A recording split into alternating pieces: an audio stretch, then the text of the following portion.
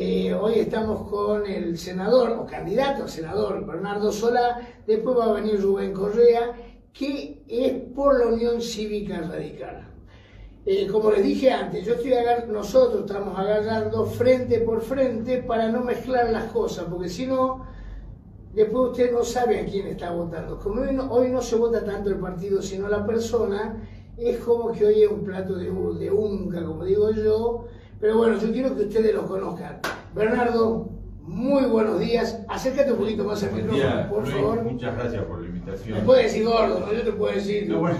Yo gordo, a mí todo el mundo viene y me pregunta, ¿cómo te digo? Gordo, culo, decir. Yo ni te pregunté directamente, dije Luis. Bueno, pero lo que poco sabe, el Luis lo sabe poco. Los amigos. Los amigos lo saben, es verdad.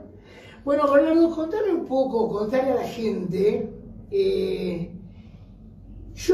O sea, si bien tu familia viene de la política, vos sos un tipo que toda la vida estuvo en política, pero siempre sos un poco como yo, que toda la vida demostré en política, pero nunca demostró de un lado del mostrador, nunca del otro. Algunas veces podemos haber cruzado el mostrador, pero siempre hemos estado de este lado del mostrador, digamos, del que no actúa, sino el que le gusta la política, el que la ve. Vos venís de una familia radical. Bueno, hoy día estás total y absolutamente del otro lado del mostrador. Sí, es la tercera vez. Yo fui candidato a concejal en el 99 y me faltaron creo que 100 votos para entrar. Era la ley del lema, era más despiores que hoy. Sí.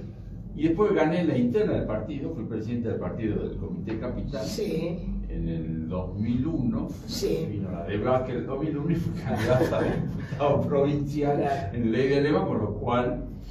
Sí, se complica un poco. Pero siempre, como vos decís, vengo de una familia política y uno siempre estuvo, ya sea desde su profesión, política sindical, gremial. Yo soy abogado hace 31 años que ejerzo de manera casi ininterrumpida e independiente de la profesión, vivo de mi profesión.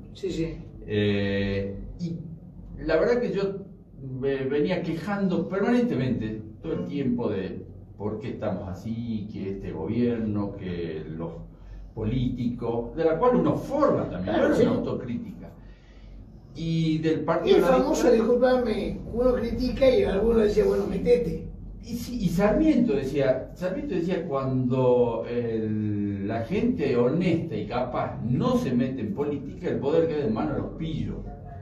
Sí. Entonces, y hablando con mi familia, tenía ganas, la verdad, activamente de trabajar en política.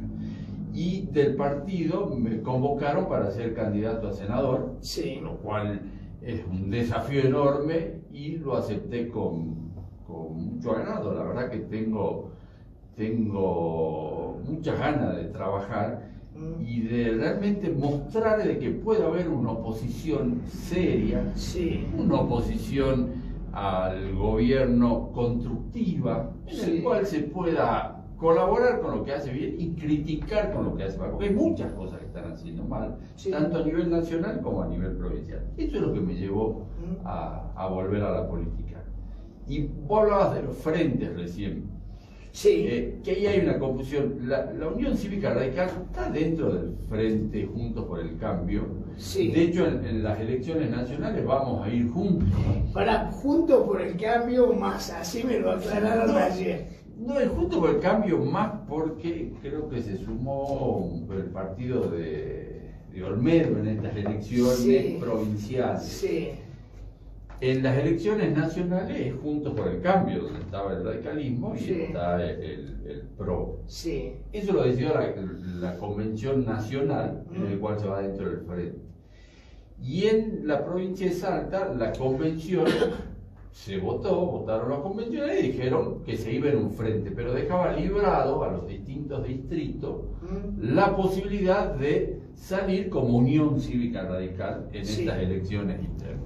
Entonces, para aclararlo a esta situación, nosotros salimos como fuera parte del frente, pero como Unión Cívica Radical lista 3. Claro, porque, a ver, hay una parte de la cual yo me pongo contento, porque cuando el año pasado yo dije, no hay ofertas, a ver, no hay ofertas de política, no hay ofertas. Yo veía un radicalismo que estaba muy metido hacia adentro, veía un Olmedo que si no gana él se va y nos vemos, y a lo que ha quedado ahí le doy un beso en la frente y nos vemos.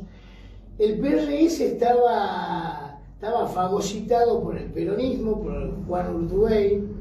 Y ahí te hago, sí. Te interrumpo un segundito. Yo me puse contento cuando el Partido Renovador llamó a internas. Sí. Y se presentó uno de los fundadores del partido sí. a conducir el partido. Y gana las elecciones. Sí. Y cuando veo la lista de candidatos, llevan un candidato a concejal por el Frente Peronista.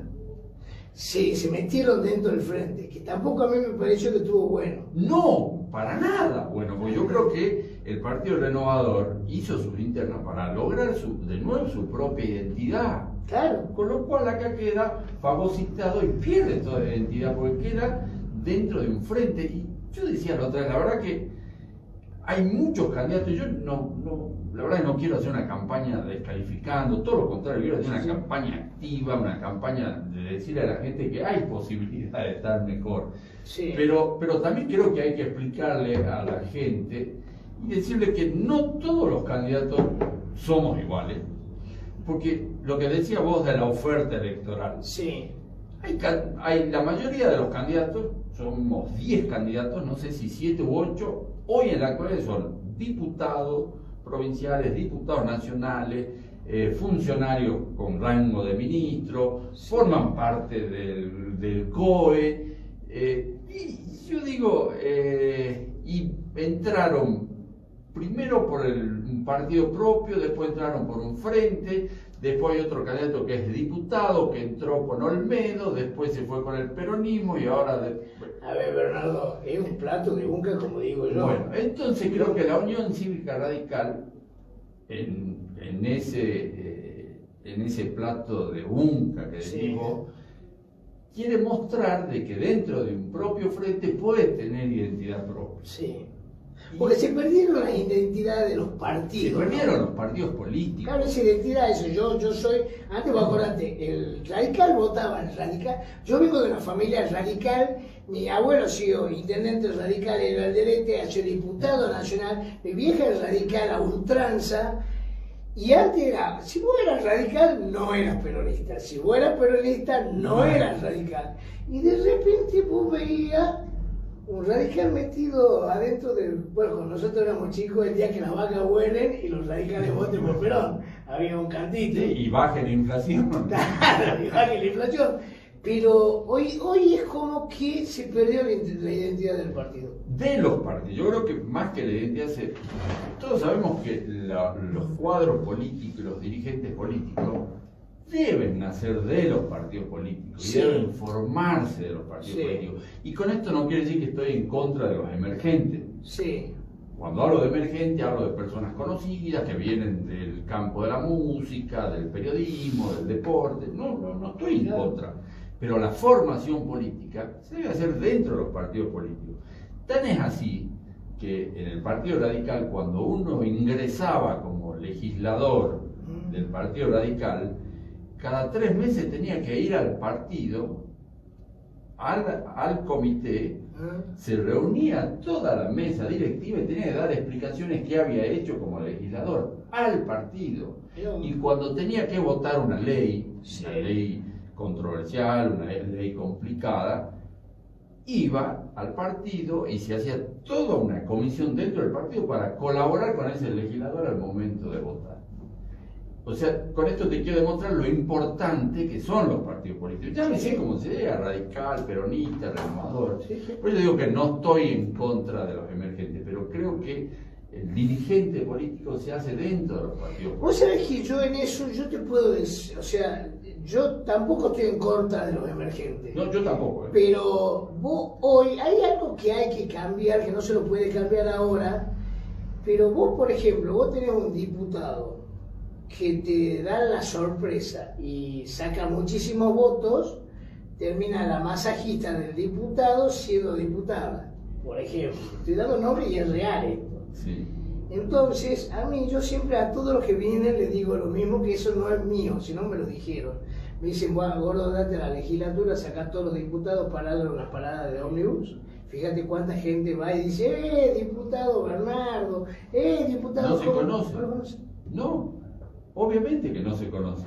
Y por eso yo creo que es muy importante este tipo de programas para que uno pueda expresar y saber a quién puede votar. Que cuando vaya a la máquina electoral, a la maquinita, y vea los nombres, pueda diferenciar y saber quién es del Partido Radical, quién del peronismo, quién es del Partido Renovador y quién es la persona a la cual va a votar, qué hay detrás de esa persona, cuál es la historia de esa persona.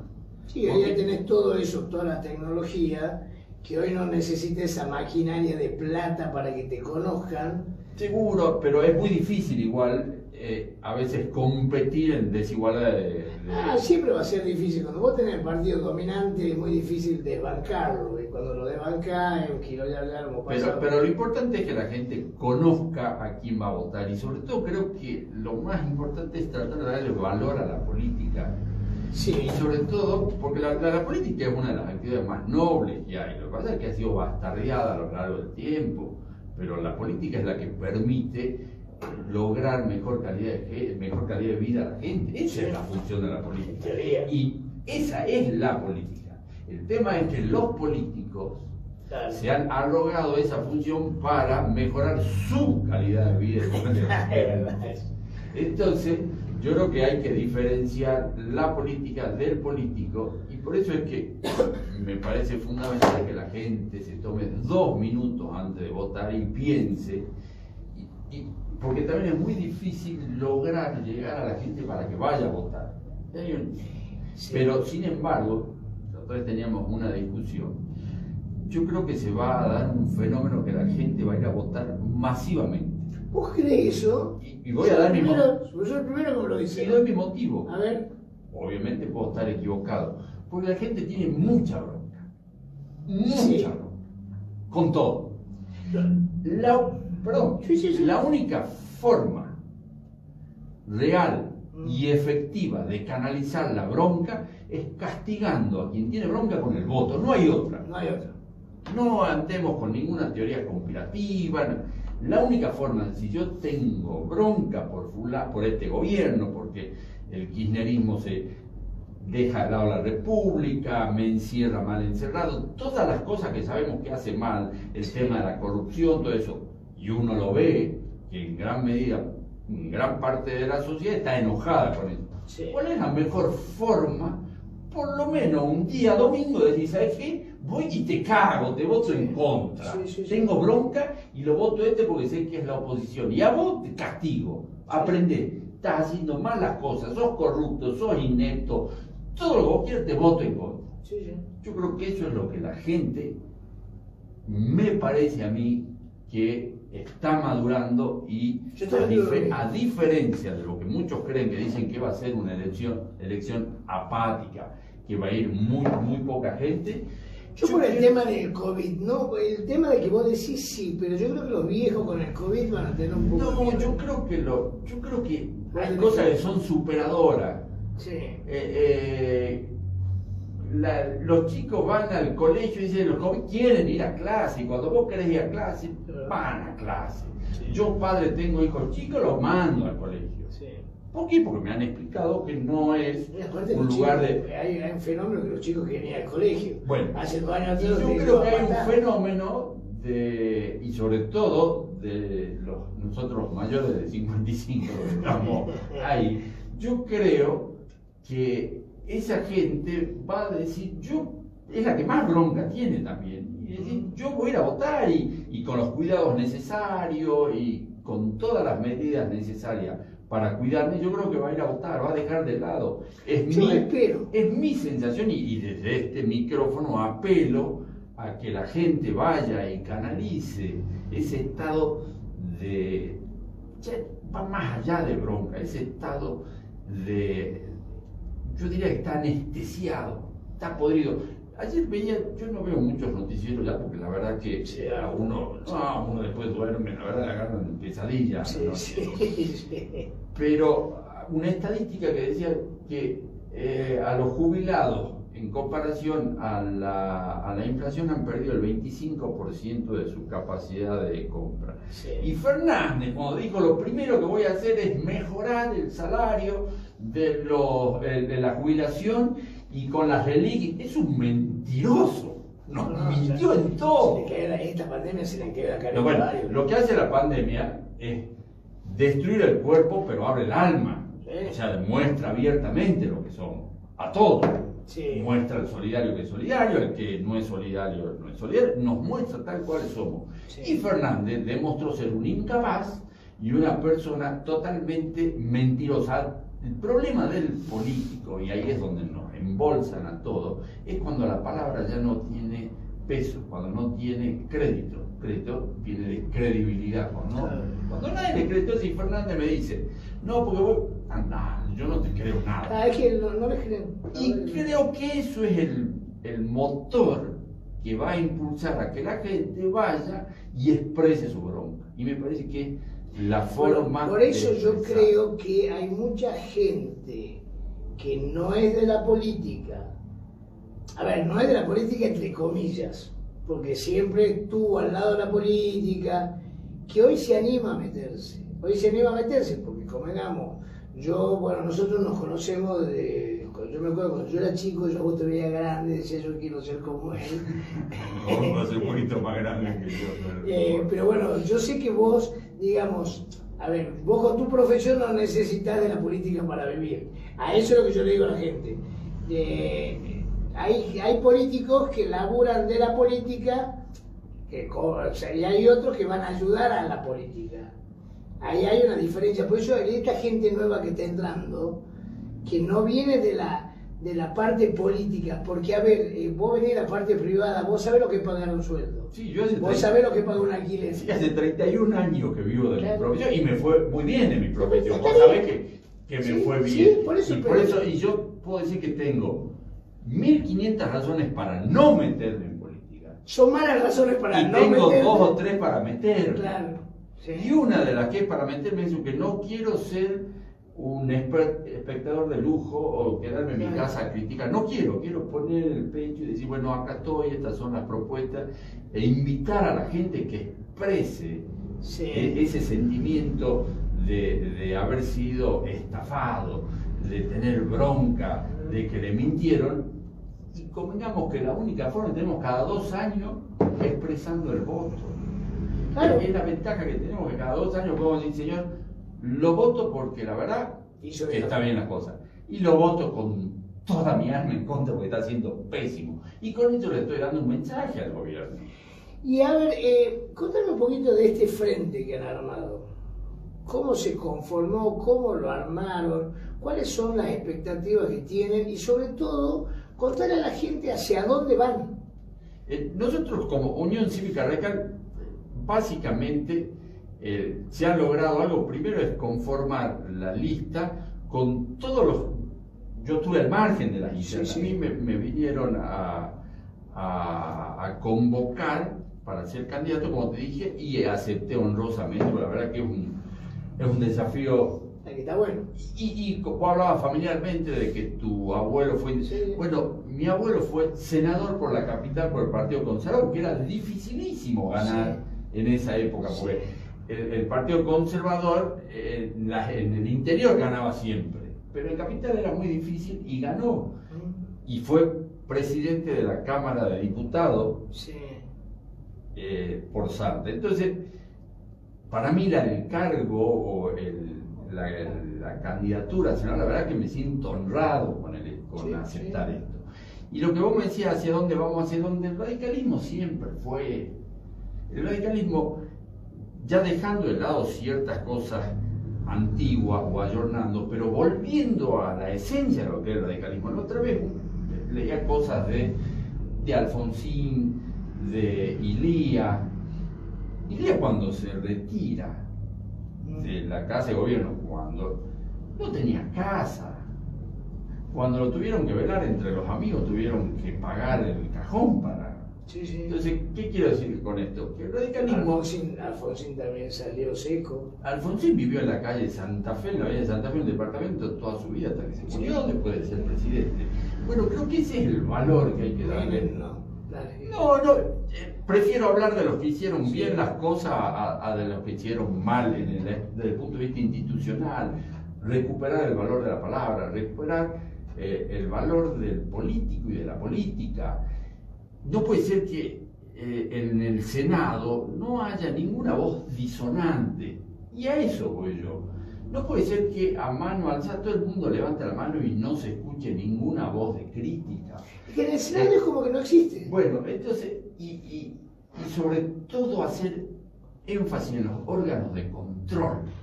Sí. Yo creo que estamos totalmente fuera de control en todos los aspectos.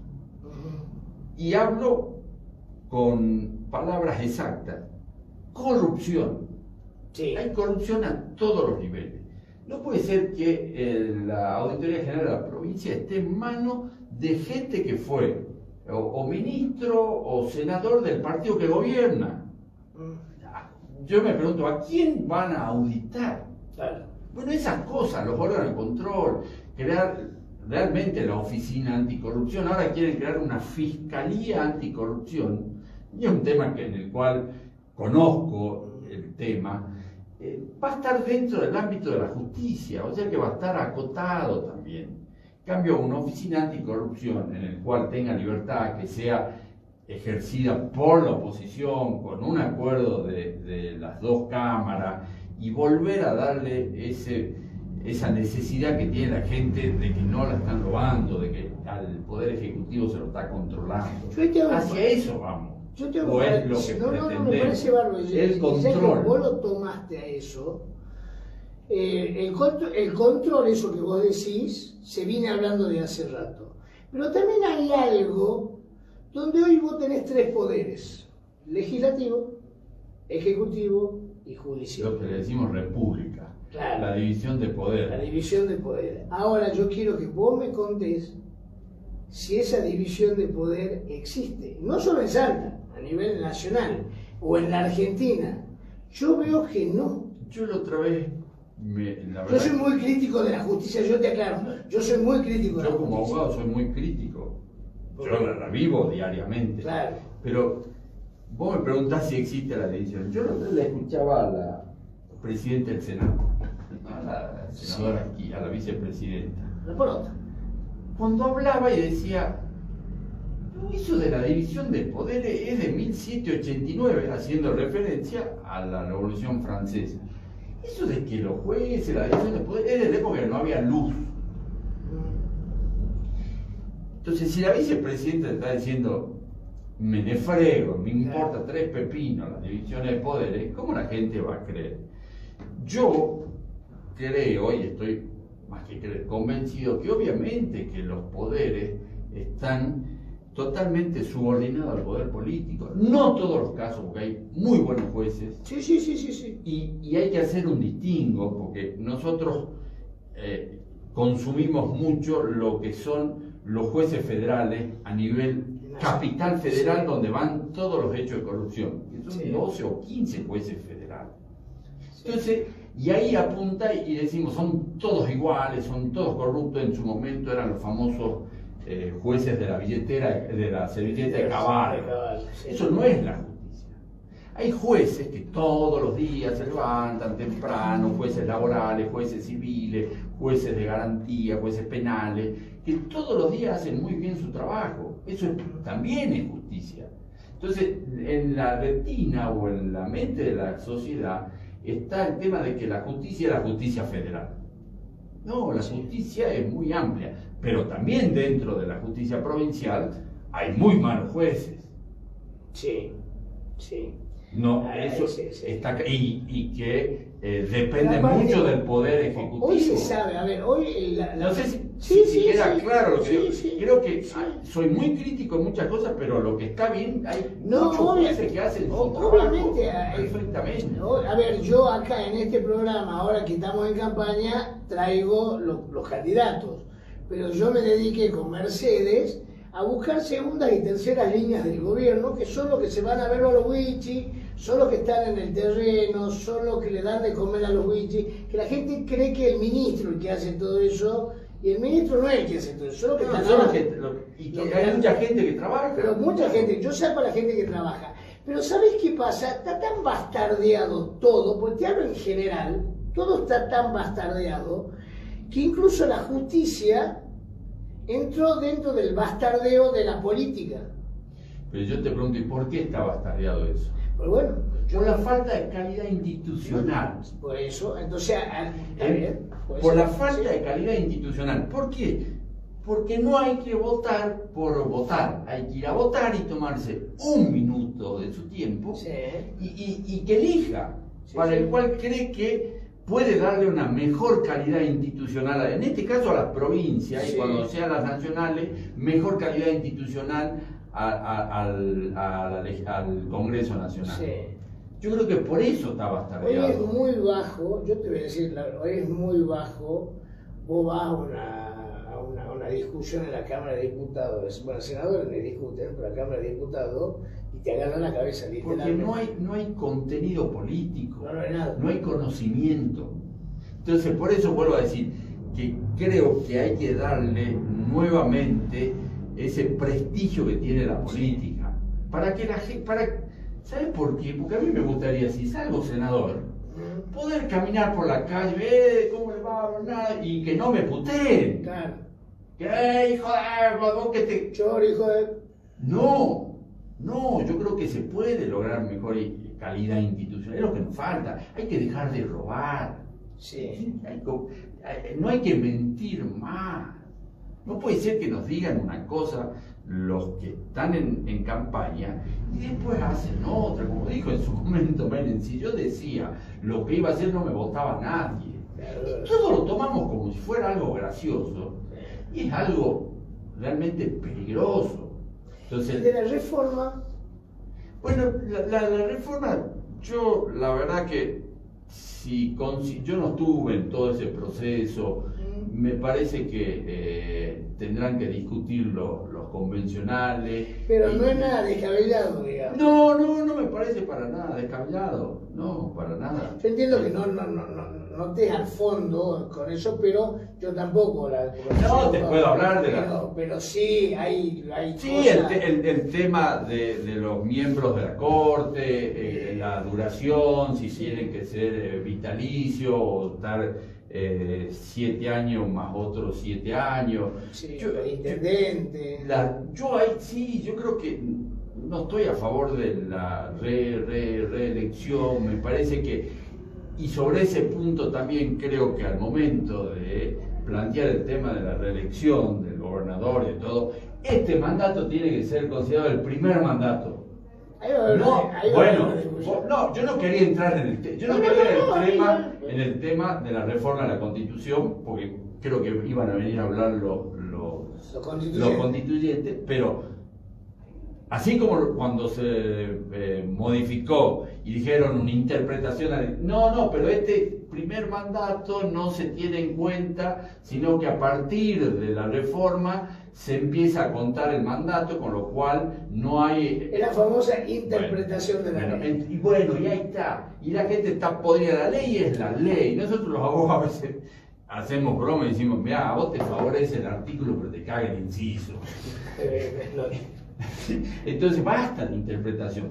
Reformamos la Constitución con una sola reelección. Bueno, señor, este gobierno, este periodo que termine en 2003, es el primero. Usted tiene derecho a una nueva elección, una reelección, y punto. Y no hacer interpretación. Porque si no, volvemos a lo mismo, la falta de calidad institucional. Decimos una cosa, interpretamos de otra manera y hacemos lo que queremos. Y con el federalismo, que tenemos ese poco federalismo que hay, que yo no entiendo por qué no tenemos desde los concejales hasta los diputados, senadores provinciales, apretarlo a los diputados, senadores nacionales, porque estamos hartos de ser los pobres de la película cuando nos sacan toda la plata de acá. Y eso voy, ¿quién es el representante de las provincias? Los senadores nacionales. ¿Sí? ¿Qué hacen? Yo me pregunto, tenemos un senador, pero tenemos un senador que yo creo que vuelvo a la calidad institucional, porque hago hincapié en eso, porque es la única forma que creo que vamos a salir adelante. que en su momento era intendente. Ese mismo año salió senador nacional, sí. Y ese mismo año se presentó como candidato a gobernador. 3 cargos en un mismo año. Leave. Sí, Leave. Y yo quiero ver qué defiende para la provincia. Lo único que hace es defender los intereses del kirchnerismo, que son intereses propios para el bolsillo de los kirchneristas. Sí. Entonces, vos me hablás de federalismo. ¿Cómo va a haber federalismo? ¿Cómo vamos a defender la provincia si quienes nos representan en un año fue intendente, senador y candidato a gobernador? Bueno, ahí está. Estamos con gente joven. Gente joven, yo voy a hablar joven de la política. Sí, puede tener 60 años y ser joven en la política. Vos sos uno de ellos. Vos mañana sos senador. Yo te digo, a ver, bueno, está bien, Bernardo, vos sos senador. A ver, primero quiero saber qué hace un senador, porque la verdad que vos preguntarle a cualquiera qué hace un senador. Por lo pronto, hay una función muy importante del Senado, que es quien da el acuerdo a los jueces. Ya que estábamos hablando... Sí. Bueno, entonces, yo no vi ninguna discusión o negativa cuando, creo que una sola vez, cuando se proponían jueces que por ahí no tenían la capacidad para ser jueces, y sin embargo el Senado le daba el acuerdo. Sí. Eso es fundamental. Entonces, una de las funciones, y sobre todo desde el arco opositor, es decir, señora, hubo un concurso, hay una terna, que son los 3, se manda una terna y son los 3 mejores exámenes. Sí. No me mande a la terna el que salió octavo. Claro, sí, que pasa mucho eso. Te estoy diciendo, no me mande el que pasa décimo. No me lo ponga en la terna, no me salte al tercero, Bueno, eso... O no hagamos exámenes y díganme a quién le pongo. A eso voy, y creo que nadie sabe. Si vos le preguntas, como vos decís, eso es fundamental, los acuerdos para designar también los órganos de control. Entonces, yo no vi, posiblemente sí o no se la escucharon, voces contrarias a decir, no, bueno, la Auditoría General de la Provincia tiene que estar en manos por la oposición, no por alguien que fue senador por el peronismo, que fue ministro de la Corte por el peronismo y ahora es auditor. ¿Sabés qué no veo yo? Que vos me preguntabas como senador qué es lo, más allá de la función legislativa, que todos sabemos lo que hace, o espero que por lo menos los senadores que están sepan lo que tienen que hacer. Yo como oposición lo que pretendo es poner claridad y decir, señores, esto está mal. Hacerle ver a quienes tienen que designar, usted no puede designar, porque me está mandando una terna a alguien que salió octavo y no está entre los 3 primeros. Eso está mal. Y lo que está mal hay que decirlo, no hay que callarse. Sí, y es verdad, y el tema del control, yo no veo que en el Senado llamen a un ministro y que el ministro vaya, te diría, por lo menos con preocupación, a decir lo que tiene que decir. Vos lo ves que los ministros van... ¿Se sientan un ratito? Te adelantaste a lo que yo quería decir. Está bueno. Que el control suena como una palabra hueca y sin sentido, control. Puede ser control remoto, un control... No, acá hablo de control institucional. Nunca he visto que se escuche o se transmita una interpelación a un ministro, pero en serio, no lo que decías vos, che, tomá 20 preguntas, contéstamela y te va. No, porque si hay un senador de la oposición y si es más por capital, decir, no, señores, así. Y yo sé que en el Senado, cuando vos querés hablar, muchas veces cortan el micrófono, pero hay que tener la capacidad y la conducta o la estatura para pararse y hablar sin micrófono y decir, señor, usted a mí no me va a cortar el micrófono, no ser sumiso, y seguir con lo que uno quiere preguntar y repreguntar y realmente interpelar a los ministros. Porque si no, no hay control, no se ejerce absolutamente nada. Por eso cuando hablo de control no hablo como una palabra hueca, sino como algo totalmente consentido. Y por eso insisto, aunque resulte reiterativo, pesado, que la gente tiene que ir a votar y tiene que tomarse un minutito en la máquina y ver a quién va a votar. Y fijarse cada uno y ver la historia de cada uno, la trayectoria, de dónde vienen, es fácil. Y decir, la verdad que este tipo, sí, este no, y ver, y la gente, pero se tome un minuto y elija.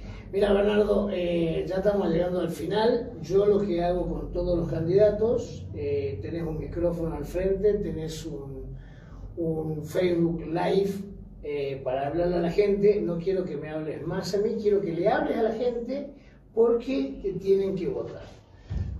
Yo más que votar personalmente, porque a veces decir me tienen que votar a mí, yo creo que tienen que votar ideas que llevan los candidatos y sí respecto de las personas que cuando vayan a votar se fijen, como te decía recién, a quién van a votar, que no voten por votar, que se tomen 5 minutos o 2 minutos y digan voy a votar a este candidato porque creo que este candidato va a servir para hacer la oposición y es lo que en este momento necesita tanto la provincia como la nación, necesita que la controlen, porque en este momento estamos podridos de que nos mientan, podridos de la corrupción, y si no hay control, no hay calidad institucional, la democracia y sobre todo la república tiende a desaparecer o a desmoronarse poco a poco. Y pedirle a la gente que concurra